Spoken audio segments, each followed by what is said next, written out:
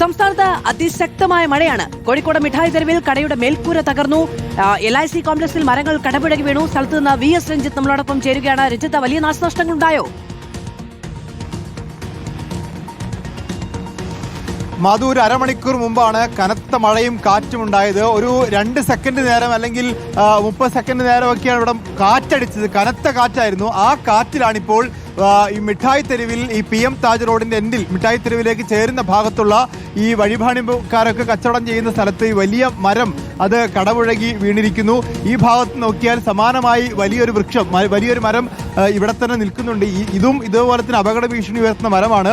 ഇപ്പോൾ മിഠായി തെരുവിനകത്ത് നമുക്ക് അവിടെ മേൽക്കൂര തകർന്നു വീണിട്ടുണ്ട്. എപ്പോഴാണ് മേൽക്കൂര വീണത്? ഒരു 10:10 ആ ടൈമിൽ നല്ല കാറ്റടിച്ചിരുന്നു. എന്താന്ന് പറഞ്ഞു കഴിഞ്ഞാൽ എല്ലാവർക്കും ബേജാറായിരുന്നു. മരം വീണതും ആ സമയത്ത് തന്നെ. കുറെ നഷ്ടങ്ങളാണ് ഉണ്ടായത്. അപ്പോൾ ആ മിഠായി തെരുവിനകത്ത് ഇവിടെ നോക്കിയാൽ നമുക്ക് കാണാൻ പറ്റും ആ മേൽക്കൂര തകർന്ന് അവിടുത്തെ ഒരു ക്ഷേത്രത്തിന്റെ മുകളിലേക്ക് മേൽക്കൂര വീണിട്ടുണ്ട്. അപ്പോൾ നല്ല കാറ്റടിച്ചിട്ടുണ്ട്. മിഠായി തെരുവിൽ മാത്രമല്ല, കോഴിക്കോട് നഗരത്തിലാകെ ഇതിന്റെ നാശനഷ്ടങ്ങൾ ഉണ്ടായിട്ടുണ്ട്. മരങ്ങൾ കടപുഴകി വീണുന്നുണ്ട്. വ്യാപാരികളുടെ പ്രധാനപ്പെട്ട ആവശ്യം, ഈ റോഡിൽ ഇപ്പോഴും വലിയ മരങ്ങൾ അപകട ഭീഷണി ഉയർത്ത് നിലനിൽക്കുന്നുണ്ട്. അത്തരം മരങ്ങൾ മുറിച്ചു മാറ്റാനുള്ള ഒരു നടപടി അധികൃതരുടെ ഭാഗത്തുനിന്ന് ഉണ്ടാവണം എന്നൊരു ആവശ്യം കൂടി ഇപ്പോൾ ഉന്നയിക്കുന്നുണ്ട്. VS രഞ്ജിത്താണ് വിവരങ്ങൾ നൽകിയത്. കോഴിക്കോട് രഞ്ജിത്ത് സൂചിപ്പിച്ചതുപോലെ മിനിറ്റുകൾ മാത്രം നീണ്ടുനിന്ന കാറ്റായിരുന്നു, പക്ഷേ ശക്തമായ കാറ്റായിരുന്നു. മേൽക്കൂര പറന്നുപോയി അവിടെ ഒരു ക്ഷേത്രത്തിന് മുകളിലേക്ക് നിൽക്കുന്ന സാഹചര്യമാണ് ഉണ്ടായത്. ആ കാറ്റിന്റെ ശക്തി നമുക്ക് ദൃശ്യങ്ങൾ കാണുകയും ചെയ്യാം. VS രഞ്ജിത്ത് തുടരുന്നുണ്ട് നമ്മളോടൊപ്പം. രഞ്ജിത്ത്, ഇന്നലെ രാത്രി മുതൽ കനത്ത മഴയാണോ? എന്താണ് ജില്ലയിലെ ഒരു പൊതു സാഹചര്യം? മാധു, ഇന്നലെ രാത്രി മുതൽ ജില്ലയിൽ കനത്ത മഴയാണ്. ഇന്ന് പുലർച്ചെ നല്ല മഴ പെയ്തിരുന്നു. ഇടയ്ക്ക് ഒരു അല്പം ശമനമുണ്ടായെങ്കിലും മഴ വീണ്ടും തകർത്ത് പെയ്യുകയാണ്. മഴ മാത്രമല്ല, കാറ്റുമുണ്ട് എന്നുള്ളതാണ് ചെറിയൊരു അപകട ഭീഷണി അല്ലെങ്കിൽ ചെറിയൊരു ആശങ്ക നിലനിൽക്കുന്നത്. ഈ കാറ്റിലാണിപ്പോൾ ഈ മേൽക്കൂര തകർന്നു കൊണ്ടിരിക്കുന്നത്, മരങ്ങൾ കടപുഴകിയിരിക്കുന്നത്.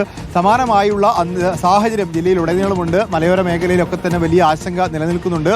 ഇന്നലെ യെല്ലോ അലേർട്ട് ആയിരുന്നെങ്കിൽ ഇന്ന് റെഡ് അലേർട്ടാണ്. ഇപ്പോൾ ഞാൻ നിൽക്കുന്ന ഈ LIC കോംപ്ലക്സിനോട് ചേർന്ന ഈ ആൻഡെക്സിന്റെ ബിൽഡിങ്ങിന്റെ മുകളിലുള്ള ആ മേൽക്കൂര, ആ ദൃശ്യങ്ങൾ കാണാമെങ്കിൽ ആ മേൽക്കൂരയും ഒക്കെ പാറിപ്പോയിട്ടുണ്ട്. അതിന്റെ ഇരുമ്പ് ഭാഗങ്ങളൊക്കെ നമുക്ക് കാണാൻ പറ്റും. അതിന്റെ മേൽക്കൂര പൂർണ്ണമായും പാറിപ്പോയതാണ്.